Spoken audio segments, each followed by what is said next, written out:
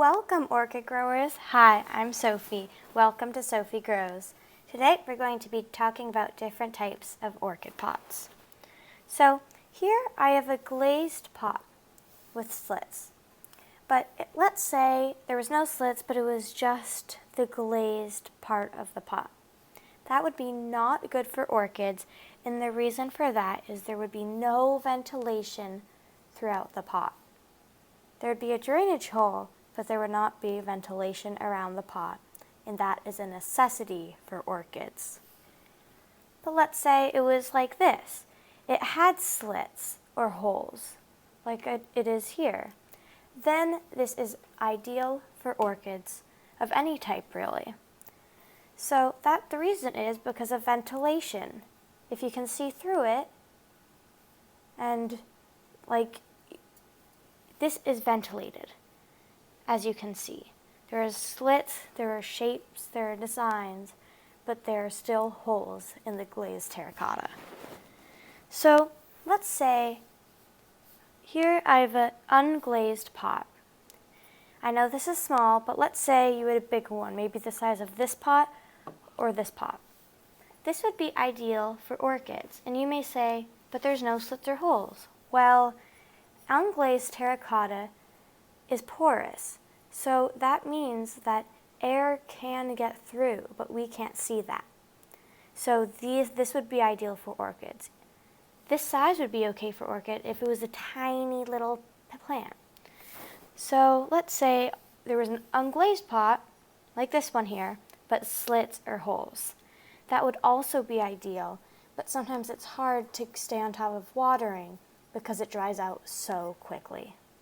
So that would be ideal too. So here's a plastic pot with slits. If it was just plastic, forget about the slits, then that would be not okay for orchids. It's the same with glazed without the slits or holes. And it's because there's no ventilation. But here, because there are slits, this would be ideal for orchids. And as a matter of fact, this is what I use for my orchids. I like it because it keeps in the moisture in the air so I don't have to water every day, but it has ventilation so my orchid roots can breathe. And also I do like seeing the root system through the pot, unlike this. I like to keep on track and seeing what the root system looks like, because maybe it's a brand new orchid. I want to see how it performs in my environment. So what size pot should you use? Well, I can't tell you just use this pot or just use that pot. It really depends on the size of the root system. Let's say I had a root system that was in this pot and it was packed to the brim with roots, and all of them were alive, let's say. Then you might want to go one size bigger. Then you might want to go this big. So the roots can grow and get even bigger, but it's not too big that it just stays too wet. And it's not good for your orchid roots to stay too wet. Well, really it depends on the type of the orchid, but most orchids, like the Phalaenopsis orchid, you want it to dry out a little bit before you water it again. So let's say it was in this pot and all of them were good. This pot, even though I said you'd want to go up, this is a little big. Maybe you'd want to go up just a little bit at a time, but enough that you don't have to repot it that year.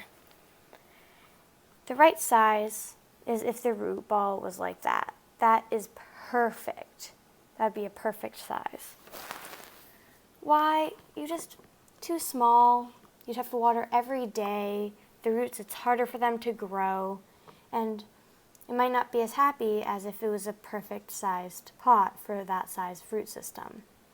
So that's really why you have to have the right sized pot for the right size root system. That's why, like in the store, the roots might be crammed, and then you might want to go a size bigger than that. Airy medium, I'd say, is the best, or even more airy medium than what you would usually do, is best for bigger pots, because bigger pots have less ventilation because there's more space in the middle that doesn't get aerated. well, it still gets aerated, but maybe not as much as a tiny pot that it can go through easily. But then water-retentive medium in a big pot, it would never dry out. It would take so long that it might not do so well. But in a small pot, that I would say you should use a little bit more water-retentive medium so you don't have to water every day, and also your orchid stays at the correct moisture throughout the week or throughout the day. So thanks for watching. Don't forget to like the video, subscribe, and comment down below. See you next time, guys.